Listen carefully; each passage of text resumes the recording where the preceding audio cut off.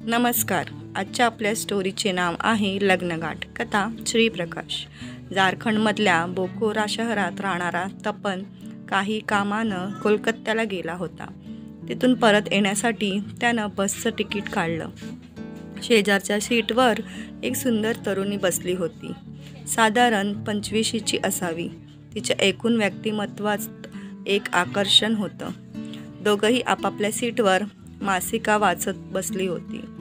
बस कोलकात्याच्या बाहेर पडल्यावर बसमध्ये अल्पोपहार दिला गेला. दोघांनी आपापली मासिक बंद करून बाजूला ठेवली आणि ते एकमेकांकडे बघून हसले. हॅलो, मी तपन, स्वतःची ओळख करून देत तपननं म्हटलं. तिनं हसून म्हटलं, मी चित्रा. खाता खाता दोघांनी जुजबी गप्पा मारल्या आणि पुन्हा ती दोघं आपापल्या मासिकात दंग झाली. दुर्गापूरला बसचा थांबा होता. 10 मिनिटं बस थांबणार होती. तपननं खाली उतरून 2 कप चहा आणला. 1 कप चित्राला दिला. तिनं धन्यवाद म्हणत चहा घ्यायला सुरुवात केली. आसनसोल आता जवळ आलं होतं. तेवढ्यात बस थांबली. काही प्रवासी पेंगले होते, काही जागे होते. बस अचानक थांबल्यामुळे पेंगलेले लोकही जागे झाले.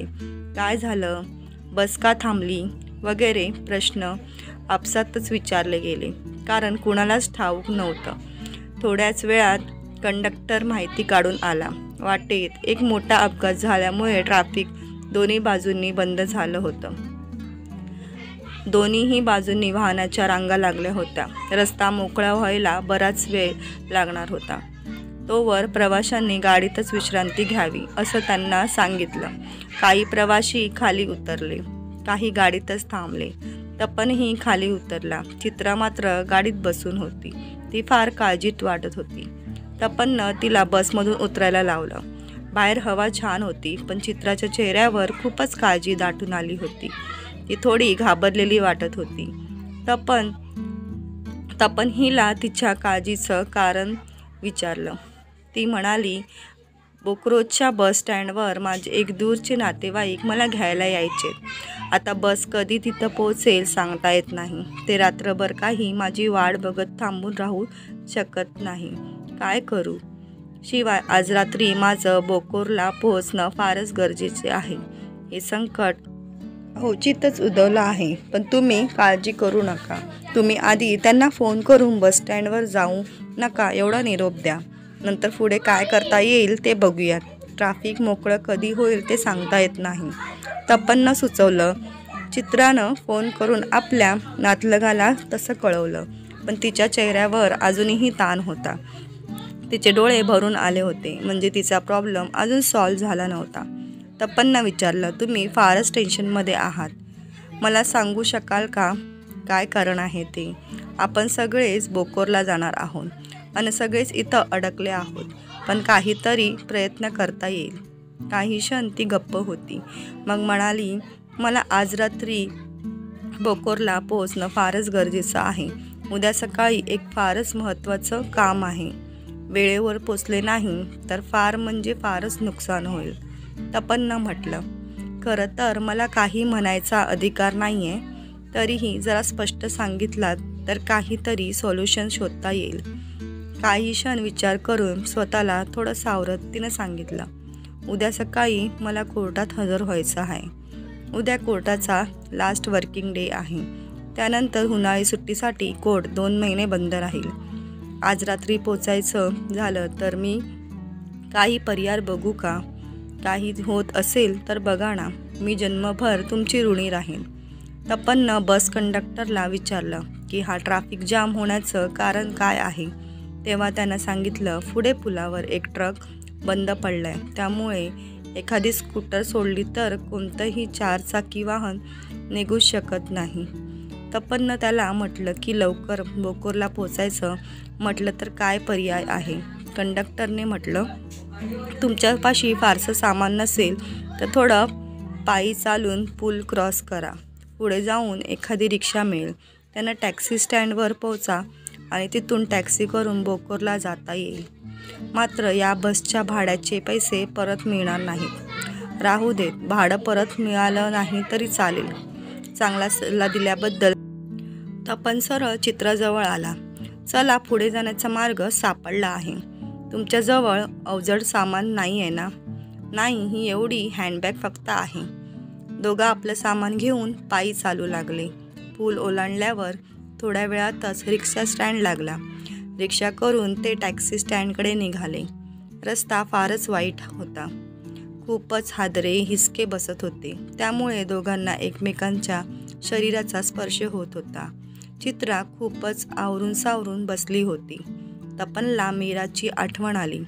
5 वर्षापूर्वी तो त्यांच्या पत्नीबरोबर रिक्षातून जाताना असाच तिचा स्पर्श झाला की तो. पण आता मीरा त्याच्या आयुष्यात नव्हती. टॅक्सी स्टँडवर लगेच बोकोरोची टॅक्सी मिळाली. बोकोरोला पोहोचायला रात्रीचे 2 वाजले होते. तुम्हाला कोणत्या सेक्टरला जायचं आहे? तपननं चित्राला विचारलं. मला जायचं आहे सेक्टर 1ला. तिथून कोड जवळ आहे. पण मला त्या नातलगांचा फ्लॅट नंबर लक्षात नाही. माझ्याकडे लिहिलेलाही नाही आहे. माझे वडील एका महत्त्वाच्या टेंडरच्या कामासाठी नेपाळला गेलेत. आईलाही त्यांच्या तब्येतीसाठी त्यांच्याबरोबर राहावं लागतं. मी एकुलती एक मुलगी आहे. कामच असं आहे की मला एकटीला यावंच लागलं. आता असं अपरात्री त्यांना शोधणं अशक्य आहे. काही तासांचा प्रश्न आहे. तुम्ही माझ्या घरी चला. नाही, नको, मी इथंच थांबते. सकाळी त्यांना फोन करते आणि बोलवून घेते. भलतंच काय, रात्री थांबायला टॅक्सी स्टँड ही सुरक्षित जागा नाही आहे, तपननं म्हटलं. त्याने फोन लावला. हॅलो आई, अजून जागी आहेस? मी घरी येतोय, 15 मिनिटात पोचतो. त्यानं फोन बंद केला आणि म्हणाला, माझी म्हातारी आई अजून जागी आहे. तुम्ही न घाबरता माझ्या घरी चला. तुम्हाला काहीही त्रास होणार नाही. चित्रानं समतीदर्शन मान डोलवली. ती दोघं पोहोचली. तपननं लैचिकनं दार उघडलं. आईला कमी दिसायचं. कुणा स्त्रीबरोबर तपन आलाय बघितल्याबरोबर तिनं म्हटलं, मीराला घेऊन आला आहेस का? आई, आता मीरा कधीच येणार नाही. मी आलोय. ही चित्रा. त्यानं थोडक्यात सर्व हकीकत सांगून आईला झोपायला पाठवलं. त्यानं चित्राला गेस्ट रूम दाखवली. इथं तुम्ही शांतपणे विश्रांती घ्या, तो म्हणाला.